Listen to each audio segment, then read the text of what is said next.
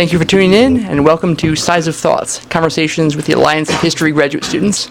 My name is Jacob Glicklick, and I'll be the producer for the show. At this time, I'd like to remind you that the things you will hear over the next hour represent the views of Size of Thoughts and the people making them. The opinions, conversations, and quotations do not in any way represent River West Radio. The persons responsible are solely the producer, guests, and people calling in. Consequently, River West Radio is not liable for legal issues arising from the content you're about to hear. So, speaking of guests, we have two returning guests for this point. So, we welcome, thank you for coming down, John Terry. Thanks for having me.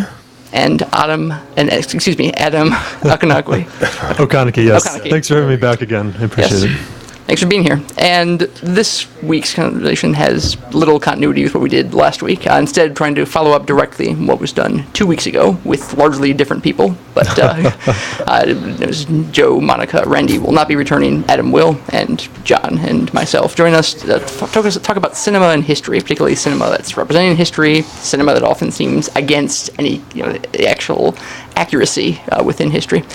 So in that context, Adam, you wanted to start us off with? Right, yes. So last time I was on this show, we sort of worked through this notion that narrative film is not history, at least not rigorous academic research history. However, I'm interested more in seeing what films might actually offer us in terms of representing the past. And I came across this book by Robert Rosenstone, who actually is the author of Reds, which was adapted into a feature narrative film. Randy recommended it as being one that's particularly historically noteworthy last time. So this is a reflection that Rosenstone offers us about ways we might find something of value, of historical value within narrative film. So he writes, quote, "If short on traditional data, the screen does easily capture elements of life which we might wish to designate as another kind of data. Film lets us see landscapes, hear sounds, witness strong emotions as they are expressed with body and face, or physical conflict between individuals and groups. Without denigrating the power of the written word, one could claim for each medium unique powers of representation. It seems indeed no exaggeration to insist that for a mass audience, and for academic elite as well, film can most directly render look and feel of all sorts of historical particulars and situations. Say farm workers dwarfed by immense western prairies and mountains, miners struggling in the darkness of their pits, mill workers moving to the rhythms of their machines, or civilians sitting hopelessly in the bombed-out streets of cities." End quote.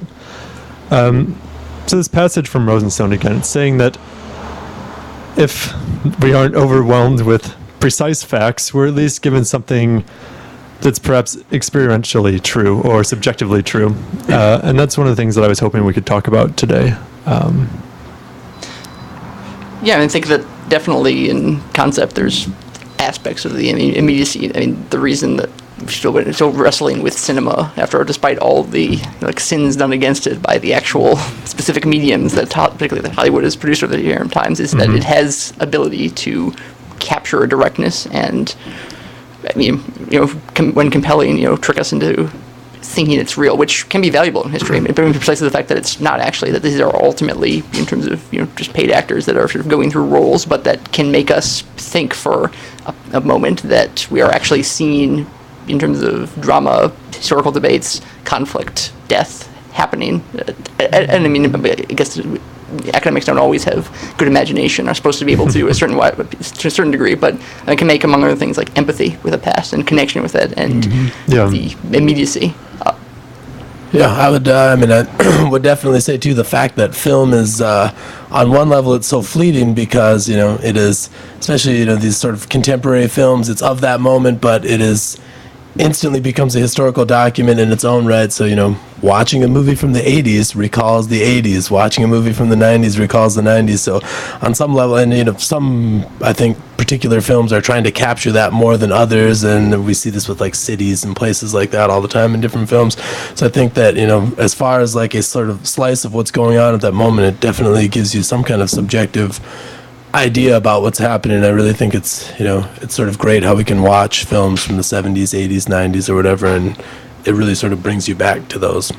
Yeah, I really liked your emphasis on just cities or the landscape itself. I think that's one way in which certain films, not all obviously, many are filmed on shot or constructed sets, but films that are shot on location at particular historical moments can really give us valuable insights. That was one of the things I was bringing up as we ran out of time 2 weeks ago, but the quote from Rosenstone about bombed out streets of cities particularly resonates with my recommendation of Italian neorealism as offering us something truthful about history, even if the actual narrative, the drama, is false.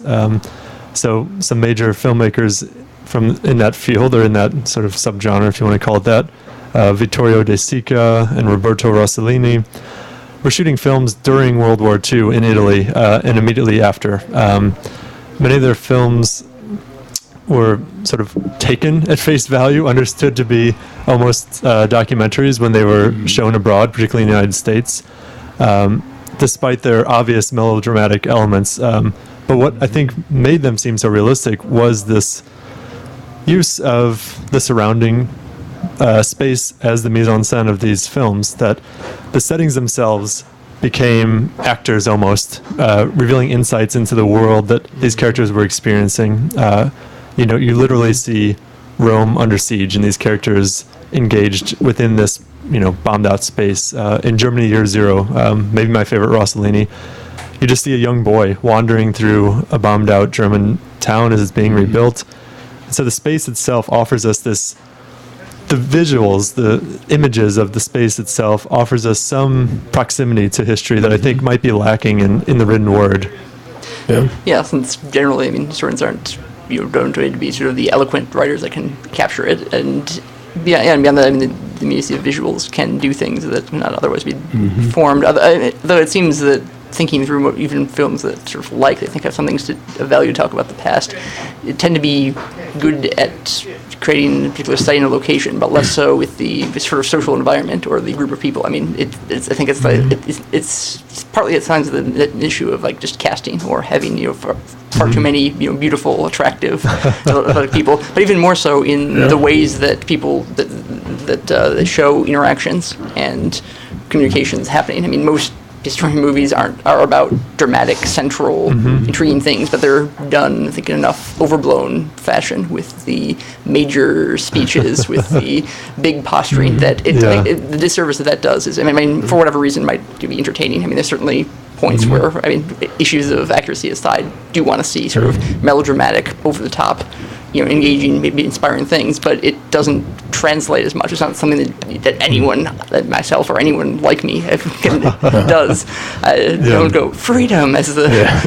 So to that point, it just emphasizes that this is a sort of strange artifact. Braveheart reference. Yes. So I guess just in the contrast is also talking about films that I do like. I think the last week the Wind That Shakes the Barley that was mentioned. Oh, yeah. And then also I've had a recent opportunity to see by the same director, Land and Freedom, which are in both cases about political discussions about just half-hour scenes with people just arguing around a room for the Land and Freedom, arguing in several languages with translators, so it's even more a strained process, but trying to figure out whether to collectivize the estates and situations where people stumble over what they're saying. In some cases, not using people who are not actually professional actors, so that it captures a degree of immediacy, and where there's not a clear, dramatic freedom type, clear-cut ideal. So I can sort of see why most films doesn't go after that tone of things, but it seems that in not doing that more, it loses a sense of actually what it would have been like to live through those kind of events. I think I was just, to speak into the sort of, the fact that we're talking about a sort of subjective experience, I think that, and especially I'm just thinking about cities, and I've really been watching a lot of movies from the 80s. So, Downtown 81 could only be filmed in New York, but Wall Street could only be filmed in New York. And really, what is the subjective reality that you're trying to get at, right? Or Liquid Sky or something like that. These wildly different looks at a certain place, or Death Wish in the 70s, or Pretty Woman in the early 90s, late 80s. That there's it certainly recalls a certain experience, but then you can have these widely, dramatically different experiences within the same place, and they're intimately tied to the place, intimately tied to the locations, even revolving around some of the same locations.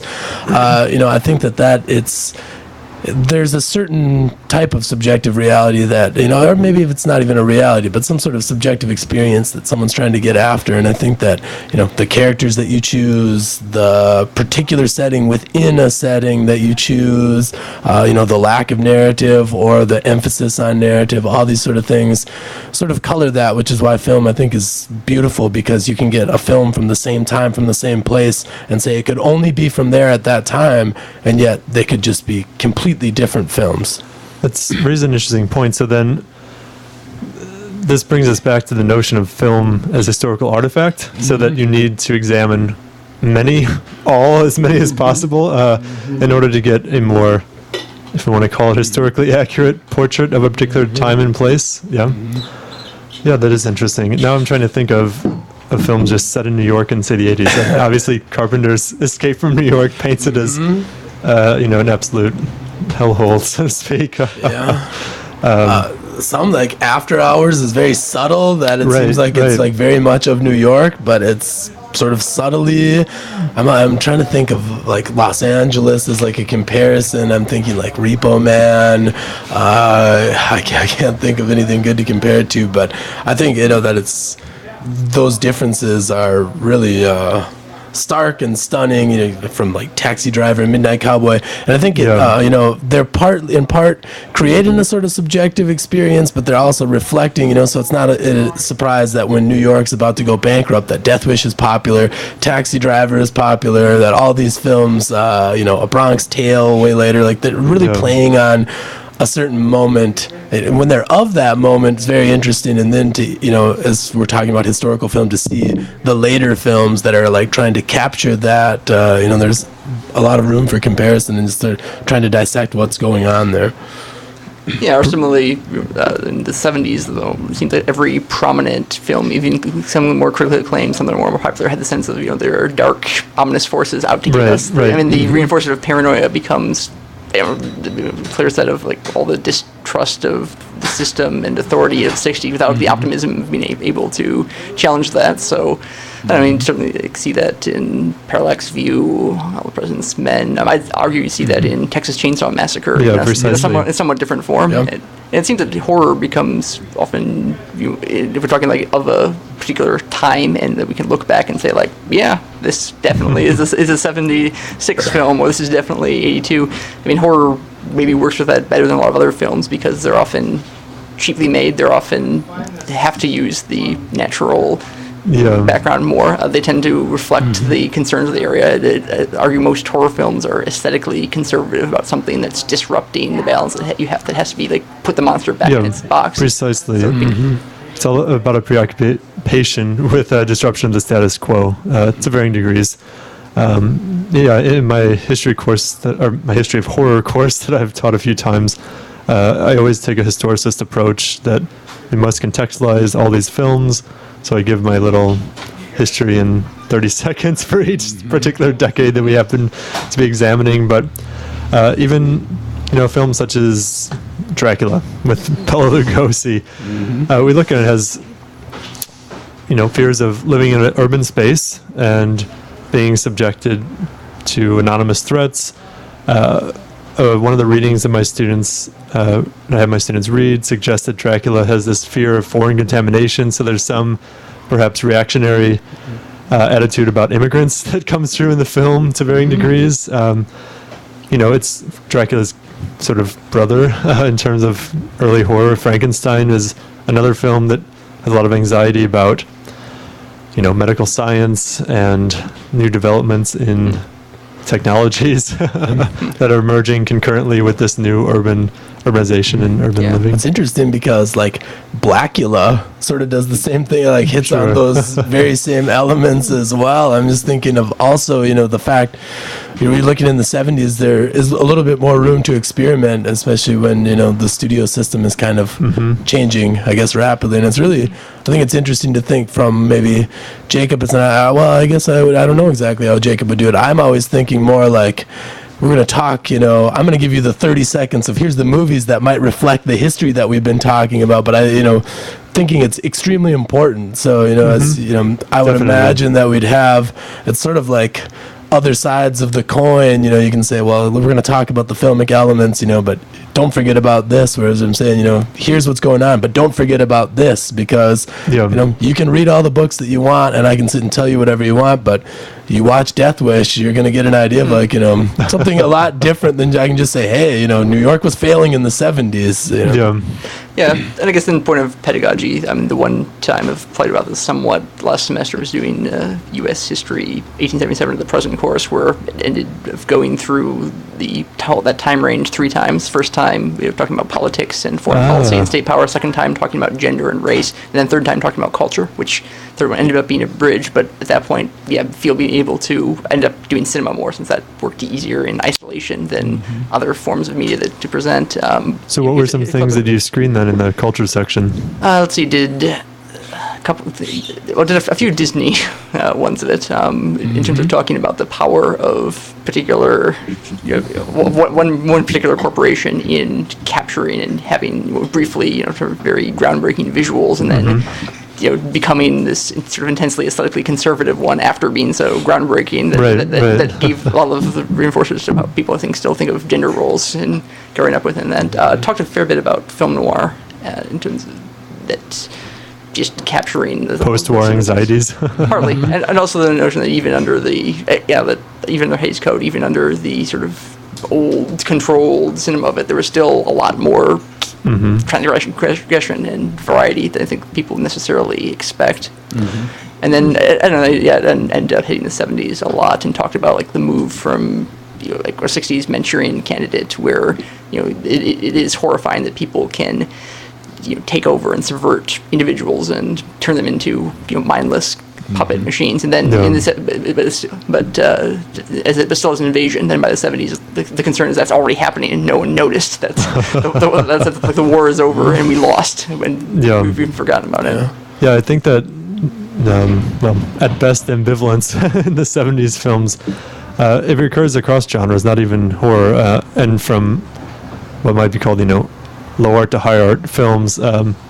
You mentioned the Texas Chainsaw Massacre, and obviously there's this sense that the world has been irrevocably changed for the worse. But even, and I wouldn't call that low art, actually. I'm quite a defender of that film in particular as being aesthetically sophisticated. But, you know, Run for the Cuckoo's Nest is a sort of prominent mainstream film.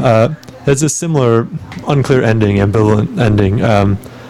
I mean, I think for me, perhaps the best example of that 70s is the film Two-Lane Blacktop, which is about just unnamed characters. They play a role as a driver, a mechanic, racing across the country for no clear purpose, and there can't be a conclusion, so the film literally burns itself up on screen. That film ends by burning itself out, which seems like a nice. Oates of Hall and Oates in that? No, it's James Taylor and Dennis Wilson and Warren Oates. Okay. Yeah, directed by Monty Hellman. But I think that's maybe emblematic of that period of film. And so I was wondering, in studying your history, in teaching your history courses about America, did you come to any conclusions about the causes of such pervasive pessimism in the 70s in American films? Not entirely, since I had to move through it enough of a pace to not get into any aspect of that. It was just kind of more. We just got to bring up questions, not answers. Kind of like, this seems to exist. This is the pattern I'm posing, but I don't know that.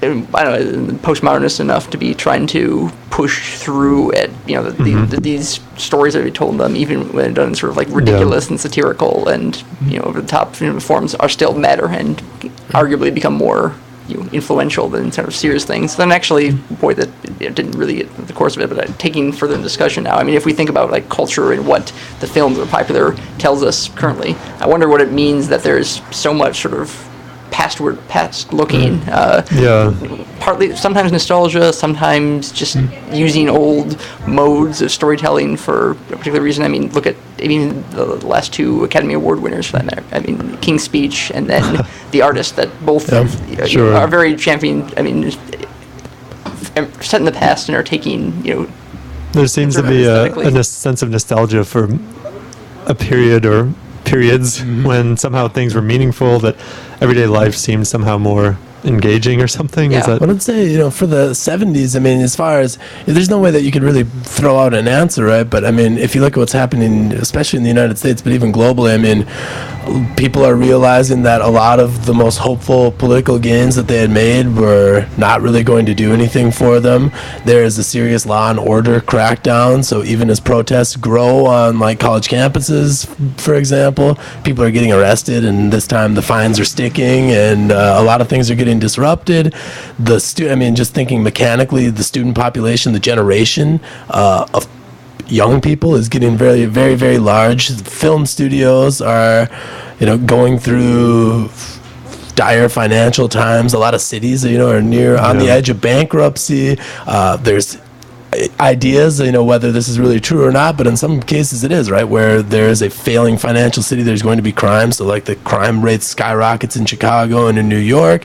So it's like people are, and you see this going through newspapers, that there's this fear, whether it's really founded or not, because there's still plenty of people who are safe in the suburbs during all of these crises. But that's actually happening. And then also there's a lot of talented directors who get a lot of chances in the 70s, especially in the United States. I mean, I would imagine globally, I mean, what I'm familiar with in the United States, you got a lot of talented directors who are I mean, the coming on the 70s scene. were unique in the sense that movie spectatorship had declined to a great extent. So these, film school trained young artists essentially had free reign for, 10 years or so to make their really highly personal projects. Going back to current films, I was reading an article recently. I believe it was, I don't know if it was by A.O. Scott or if he was quoted, I can't recall at the moment, the film critic, but he was suggesting that we have these sort of national genres that speak to our cultural needs. And he referenced how the Western used to be that. It's gone out of vogue. But that the replacement for that now in the last decade or so has been the superhero film. They're big budget spectacles, have huge audiences and revenues, and so what is it that and I sort of trace it back to really what X-Men in 2000 by Bryan Singer is what started this whole trend, and it showed that they could be profitable, certainly, but what is it that draws people to these things? Also, aside Superman, from Superman extreme too marketing. Superman comes sort of a lot earlier. But Yeah, Well, that's Superman is the late different, 70s, and then Yeah, there's they've done it. Batman in the late 80s, Yep. but they're all sort of staggered. But Yeah. now we have 10 solid years of constant superhero domination, films. yes. Already, Spider-Man's going on its new trilogy again. Yeah. Batman has went on its new trilogy again. So if we look at these historical reason- films like The King's Speech or The Artist, Well, yeah, I think it's becomes similar focus. I mean, contrasting briefly, like at least American cinema, 70s as opposed to now. It seemed the 70s people had a deep cynicism and pessimism about where they were. So when they looked at at present day society, they were very harsh thing to say. When they extrapolated to the future, had very harsh things to say. I mean, go enter eventually the Escape from New York, and it's just ruin and collapse. Yeah. Whereas now, I think people are often similarly pessimistic, but as a whole, most of the movies that get made, rather than because they don't have the degree of individual as many talented directors are able to express talent.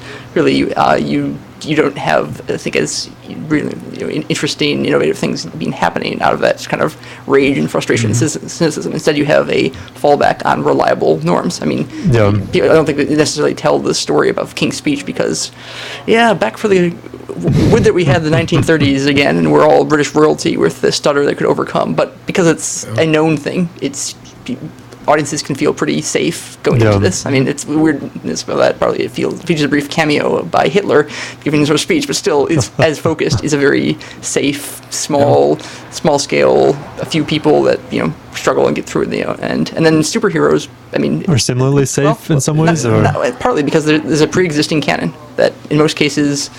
well, they're safe investments for the Exactly, but also for corporations, the audience. I mean, the audience knows who. They're not going like, who is this Spider-Man character? For most part of it, they have this some degree of it's an icon, it's a symbol, and for these sort of hardcore fans, there's decades of continuity and storylines to embrace or to be frustrated with when they get, change things. But I don't know, it has some of the benefit both within geekdom to have this very rich, extensive tapestry that will be partially adapted. and as opposed to going off into something that's new or challenging. It does feel that, the superheroes, because we expect them to, and in some ways, the more fetishistic films that exist, we know that costume will be like so. We know that it will be this particular line. See also like James Bond films for a sort of similar effect. Or romantic comedies that follow. Extremely formulaic. I think, what we're sort of talking about, not necessarily a digression, but it's really hard to exist on the margins. Like I'm trying to think of people who have continually crossed over. Maybe Kevin Smith, who you could question sort of the quality of some of his stuff. Richard Linklater, maybe David Lynch. Is one person who has had decent mainstream success, but has also been able to sort of do what he wants to do. But it's not, I'm trying to think, Harmony Korine, directors who've had like a splash that has been somewhat But has Korine even had a splash? As a screenwriter, he had success with kids, but his own directed films have done nothing. No, although I actually was thinking of him for some reason in relation to Italian neorealism, because a film like Gummo is a very, very intriguing blend of a few professionals, mainly non-professionals, who live in the space in which it was filmed. He also, I don't believe he did that film as part of the Dog Me 95 group that Lars von Trier began. Julian Donkey Boy, if you weren't one of the familiar, it's a film movement that essentially the filmmakers agreed, amongst other things, to only use materials that they found within the shooting space, to not bring anything into that space. So there's this pretense of all of the objects are authentic somehow within the film. Korine got, I know that for Julian Donkey Boy, he was sort of like put on the fence because he closed the window blind. Right? Oh yeah. It's like, if you find a room, and this is the conditions it's in. Like, if you pull that blind down, although none of the directors really, they all kind of they all fudge it a little bit. But then bring this back to our conversation: are gestures such as that somehow being, I don't know, historically responsible? Are they legitimizing that film text as being historical in some ways or another? This seems to be like the impetus for our conversation, right? It's a good point. The idea is like, well, don't make it artificial in any. Even as the story is continuing and whatever you're doing with the characters, just the idea of sort of, this background is completely real. So if you want to see this place at this time, this is it. I didn't even close the blinds, right? This is it. Although, but I'm bringing people into it, and that becomes a good way of authenticity involved in the process of where you're at now, including with the sort of like nakedness of filmmaking and the process of that becoming part of it, which has its own value of it. But I don't know. I think at some level, I guess mentioned both of you formally, but not sort of on the air yet. The Herzog notion of the ecstatic truth as opposed to the accountant's truth that you need, in terms of artifice, and you need deception, even of the audience. And Herzog takes it to the extent of that's sort of quotes that you might think from Book of Revelations were actually he just made up, or things the characters didn't actually say in an interview, but thought it seemed appropriate to the moment. So like put that in, which is essential to all art, right? It's like the Ionic column, with the fabricated bent to look straight, right? The fabricated Bible quote that was in Hearts of Darkness, or no, wait, not Hearts of Lessons of Darkness. Lessons of Darkness, that the film about the Gulf oil fires after during the first Gulf War, is that correct? Yeah, I find that really fascinating. I've seen that film, and it veers towards experimental film, and that it really turns these documentary images into abstractions, and then his narration just takes it even further. He seems he seems unable to help himself from commenting and philosophizing and proselytizing about the very things that he's showing, and sort of undermining some sense of, or maybe not undermining, but maybe revealing the documentaries are also constructions on some level. I think it definitely has the interest in pushing through and showing artifice at points. I think his second most recent film is Caves of Forgotten Dreams, Right. where he seems to be even like making fun of his own style, where he reflects that in terms of maybe someday the crocodiles in the new nuclear power plant will emerge and go over, but or even when he uses the cavemen doing the artwork, were like the same as the cinema that he's doing currently. So Well, I think not unlike history, what historians are doing writing a book, the boring sort of history book, is that you're not necessarily doing it just to show people what's going on.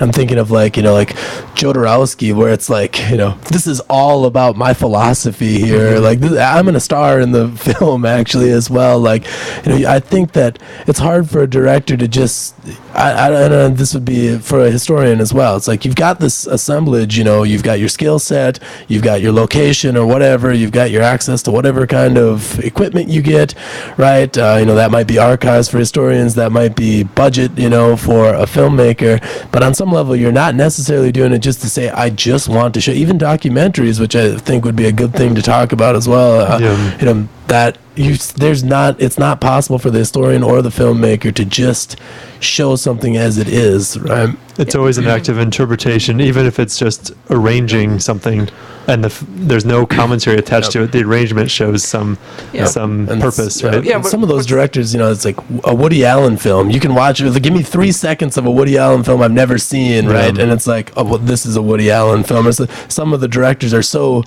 in their films. I think like Scorsese would be somebody kind of like that, although some of his newer stuff's a little different. But some of those directors have such a feel, even when they do pretty good justice to the materials. Like, I'm trying to think of someone like Kubrick. Seems like he's got the to me, the most different kinds of films where you can sort of tell by the style, but I don't think like his attitude is necessarily present at all, if that makes any sense. But some of those directors, you can tell it is their film regardless of the subject matter, I feel like. And it seems that often the assumption that like a narrative film, does have benefit, ends up being like plot focused to a degree that's kind of strange, since I guess it also speaks to films being made for, at a certain level, to follow the major plot beats as they're expecting, rather surprised at like, what, you mean Lincoln is shot in this one, you mean that in terms of Titanic goes down, you mean that etc.,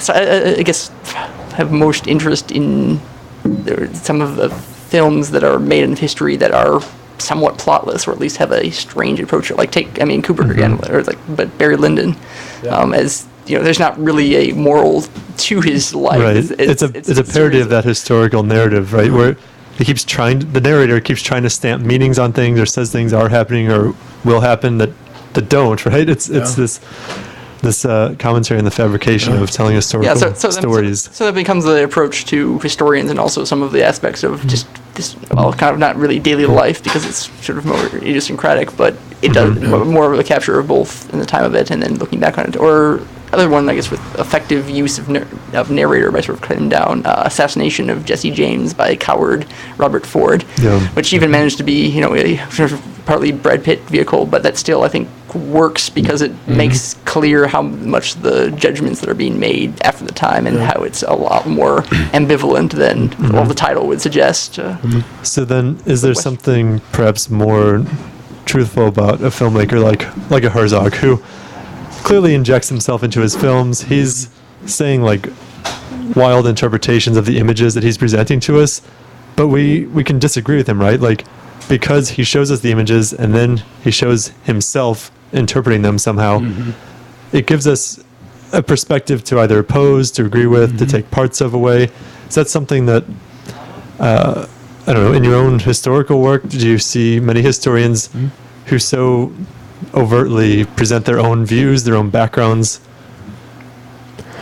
It's difficult, there are historical actors who are, political figures who very much do that. I'd be thinking like, Black Power or something like that, where it's like, the book Black Power. It's like, here is an examination of the history, where I would say is like, this looks pretty good. Or Blues People would be Amiri Baraka, so you've got a poet, playwright / historian who is looking at documents, who is trying to give you a history, who are, extremely counter to the common story. But at the end, I think that Robin Kelly is someone who does it now a little bit, is to say, yeah, everybody has looked at these facts, and I think that both of you are hitting at an interesting point. One with if the filmmakers inject themselves to a point where you can see them, then you have a better chance of disagreeing with them. And then also what Jacob is saying is that I think that it might be a fallacy to go and pick those stories like, hey, the Titanic's a great story because we know how it ends. Lincoln, that's a great story because we know how it ends. But I don't know if we necessarily we know that someone gets shot in the head, but what happens to Reconstruction, right? It would have been a lot different if Lincoln's there. But the movie ends, like Titanic, like what are we going to think about transporting poor people in the bottom of this ship? They're all going to die. It's a love story. It's like it's done. It's a love story, But those elements are still included. I mean, Yeah. they might not be the focus, but there's gestures towards exposing that history. That, as someone's like, I'm going to make this historical film, so what do you look for? I want to find this thing where either they win or they lose, right? But it's really never that simple. But even when we kind of think that it's that simple, I think maybe like, like Billy the Kid, sort of like Young Guns, what a corny movie, or where you don't actually maybe know what happens, and yet you still want to dramatize it into this perfect Hollywood style ending. Or take There Will Be Blood, where it's a specific historical case, but we don't know the individual, so that the things that happen are partly of the era, but are still surprising. Or it's a very, very loose adaptation of an Upton Sinclair novel. Yeah, if we're talking of like loose adaptations in like directors working in historical genre, Quentin Tarantino's *Inglourious Basterds*, where you only thought that the Grapes of Wrath, quite a different ending than the novel. But I think *Inglourious Basterds*, because comes perversely accurate of certain aspects. It changes the course of World War II. It has actually not. War ends in 1944 when the Nazis are all burned down, but it becomes in dialogue with how different films have constructed idea of the war. So like the British, in terms of soldier, that's of course the very proper and stilted manner. These archetypes. Everyone's interested in cinema and the stories, which is useful since Tarantino movies, everyone is also interested in movies. But I don't know. And it seems that there's a aspect of effectiveness in in sort of, I guess, exposing the artificiality of most of the ways that we tell about the war. That when the focus is so much on sort of gung-ho, effective American soldiers, that of course, in this case, they win. They don't have to be even constrained as much by letting other sides in. It's hard to think of other examples. So it takes the fantasy to its ultimate outcome of many World War II films, right? I think so. I mean, it makes it sort of undeniable that the kind of stories and internal logic and drama of that is unmoored from the past, that it's about what we always see those characters in that situation rather than trying to represent the conflict as a whole, which I think pretty much most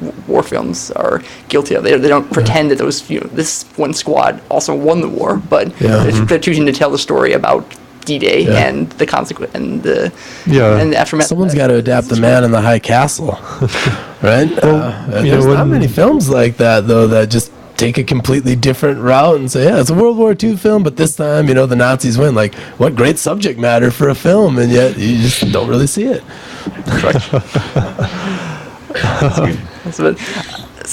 And also with, I guess, documentaries that we keep sort of, we keep dodging around. Passing. Since I think wasn't that on your comment after Lessing show in terms of that Night and Fog? I think Night and Fog, Anderson Platoon. Those are two very different kind of documentaries too. Like the Anderson Platoon, which is sort of obscure, but you can actually watch it on Netflix. I was kind of surprised. It's just like a extremely low key. Someone is following. It's a French filmmaker following an American unit with black lieutenant, which was fairly rare at the time, and really they just sort of sit back and watch the action to an extent, which I think is like a really subtle way. And then Night and Fog, of course, has a very emotional, I think, Night and Fog is a reflection on the Holocaust, right? Very much. Tours the concentration camps. And even more, I think, becomes a reflection on process of amnesia. I mean, it's short, it's impact enough to emphasize the immense just horror, but also the way that even just 10 years after that fact of how people the whole had sort of moved past or not given it the focus that it did, which I guess partly referenced to, hedge some of earlier statements that while I am in favor of disrupting and in some level the historian or any other authority or filmmaker or academic authority putting themselves in there so that they can be seen as sort of fallible and not something behind it. At the same time, certainly some.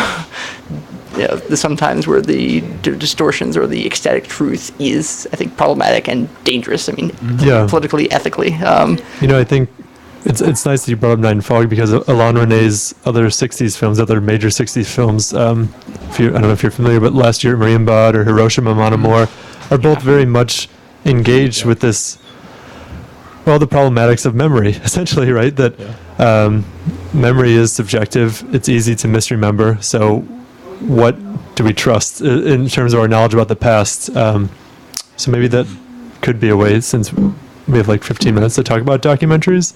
I think it's interesting because last time, as I tried to point out, that film is a very diverse medium with many different modes. Documentary too, even being one of those modes, has many variants within it. From agitprop sort of filmmaking of someone like Michael Moore to cinema verite, where we have this sense of the camera immersed within an event and happening, to the more staid panning over documents and narrating with the voice of God and that sort of deal. So does any of those modes even seem more historically valuable to you too?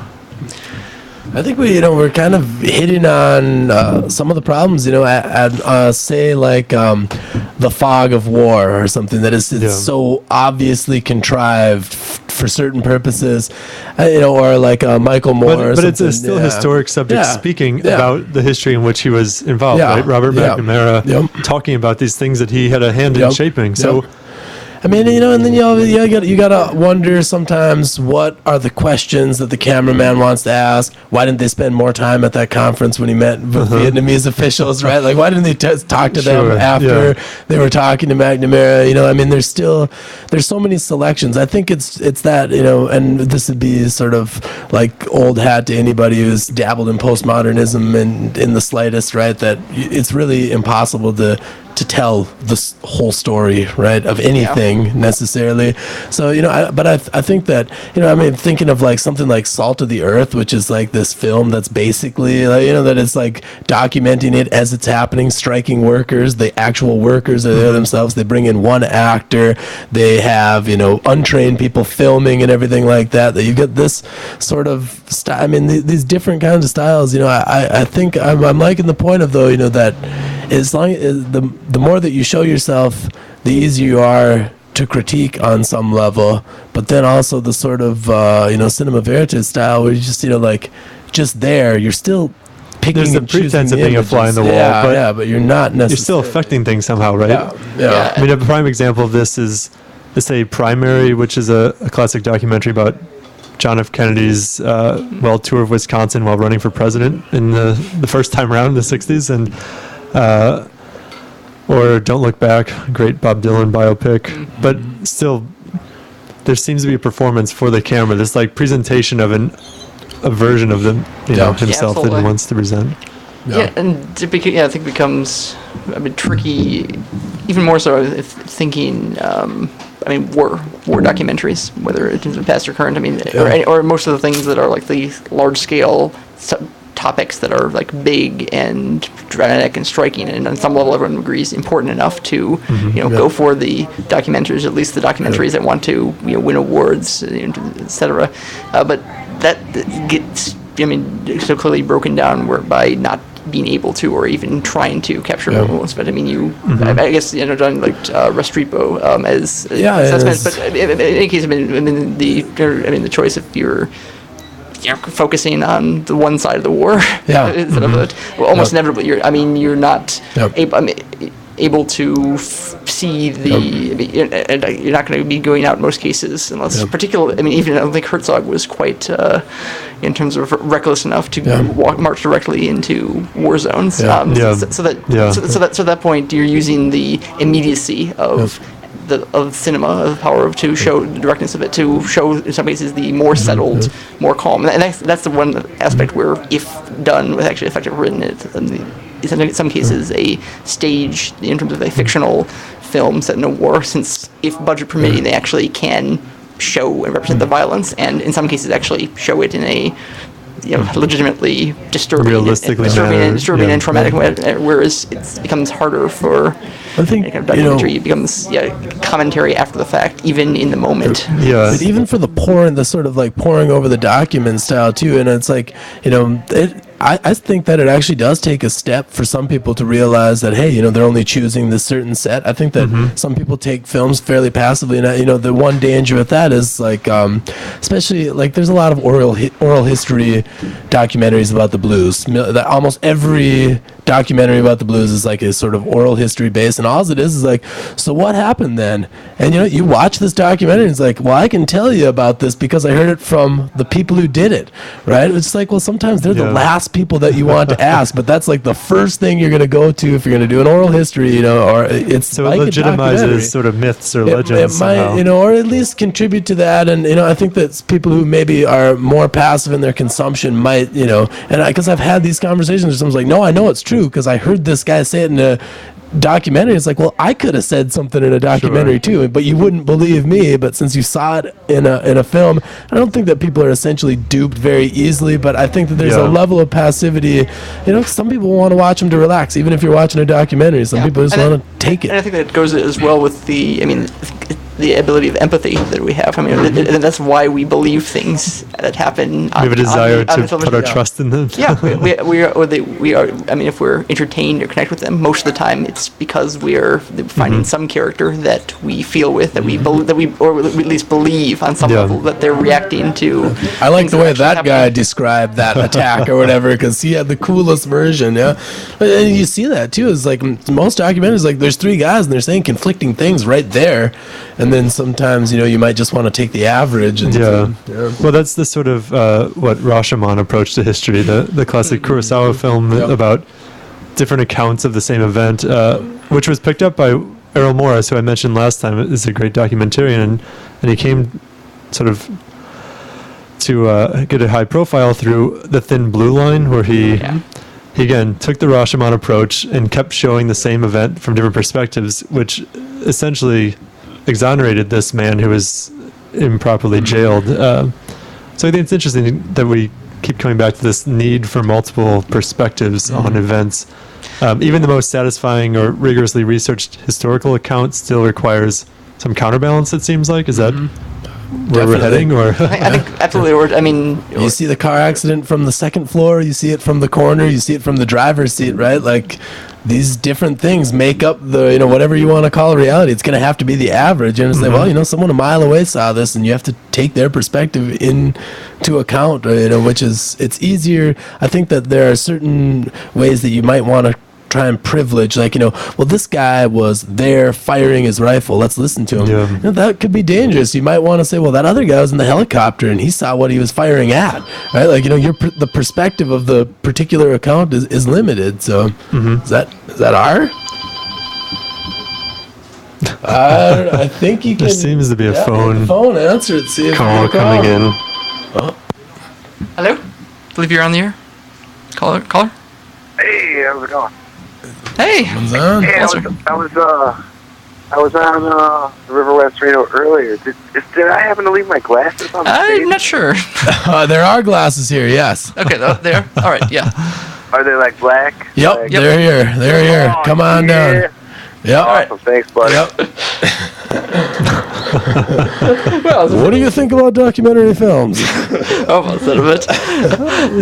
Yeah, talking of the fluidity of stuff. But I think the interruption before- proves the liveness of this broadcast. Of course, yeah. See, or It's not being filmed in a studio. Thus making us truer to life and of Pretty the much. revealing the process of making radio things. But actually, the other context of memory / analysis / just plugging another film that I saw and happened to like. 1208 East of Bucharest, Romanian New Wave.